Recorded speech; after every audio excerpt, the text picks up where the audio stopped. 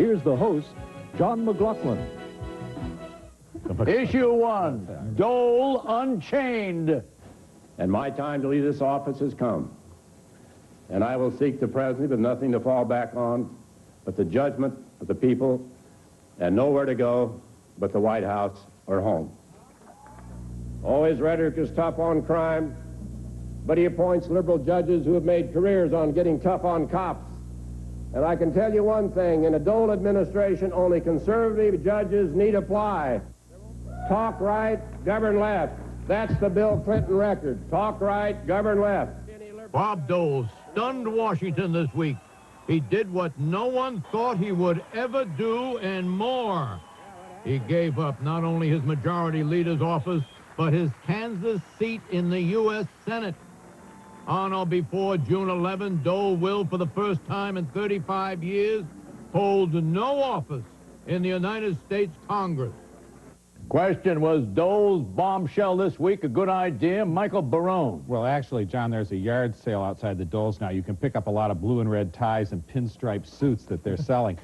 No, I think it was a good idea. I think that the idea was, it was almost like Cortez beaching his ships in Mexico and saying, folks, we've either got to go ahead and win or be utterly destroyed. And so he's really taking a risk. Now the question is, I think he's getting people's attention more over a hostile media than he would before. Can he learn some new tricks? Can he make the affirmative case for policies which often do well in the polls and which he believes in, but which he used to talk about in legislative shorthand? Now he's got to talk about it in people's language. Eleanor. Well, we're going to have metaphor overload on the show today. But, you know, Clark Kent took off his glasses and he's Superman. Bob Dole takes off the tie and he's Super Dole. I'm waiting to see if he can fly.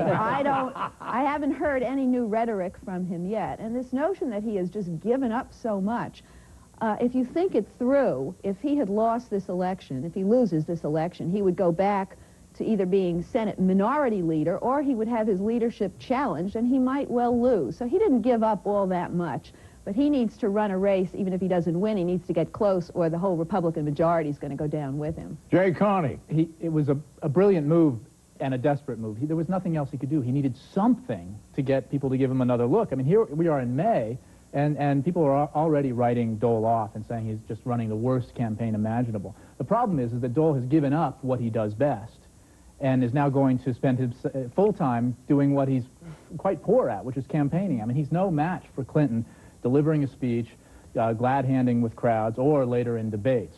Well, Maude, Maude, what was the real reason why Dole did it?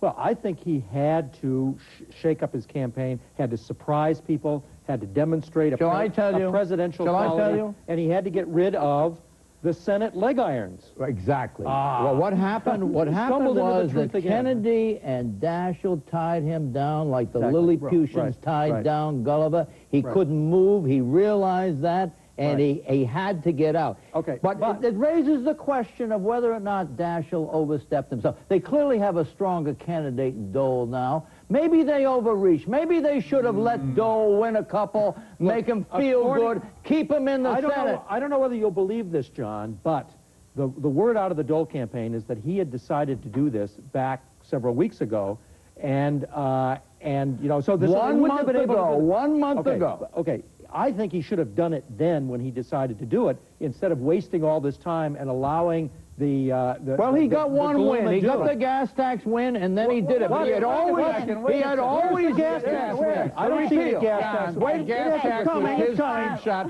The gas tax was just his cheap shot versus the Democrats' minimum wage cheap shot. Neither side really believed in these issues. Your original point was correct. The Senate is an institution, one of the few parliamentary institutions in the world since the Polish Parliament was abolished in 1795, where one member can hold everything up on any issue, whatever. In the Senate. And so therefore, it's smart for him to get out. From the Republicans about how the Democrats have kept them from any activity. Where did the Democrats learn all these tactics? From Bob Dole. Okay, how is Dole going to win? How should Bob Dole fight?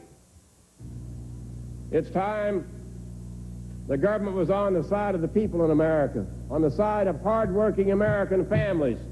And the first step is to cut wasteful government spending and cut taxes and cut interest rates and to balance the budget with less spending and more growth. Now that Bob Dole is out among the people, What can he do to win them over? The best way is for him to follow his first bold move, quitting the Senate, with a second bold move, namely, propose a big tax cut for the American people. That's what Dole handlers want him to do. This would be a sure way, they say, for Dole to distinguish Dole from Clinton. A deep tax cut by Dole would paint Clinton ipso facto as a liberal, a big spender. Could Clinton then steal the Dole tax cut issue as he has stolen Republicans' other issues? Not if the tax cut is big enough.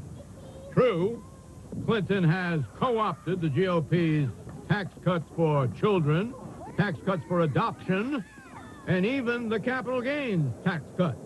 But not even the audacious Dick Morris would encourage the president to embrace a 15% across-the-board income tax cut phased in over 3 years, lowering the 40% top rate to 34%.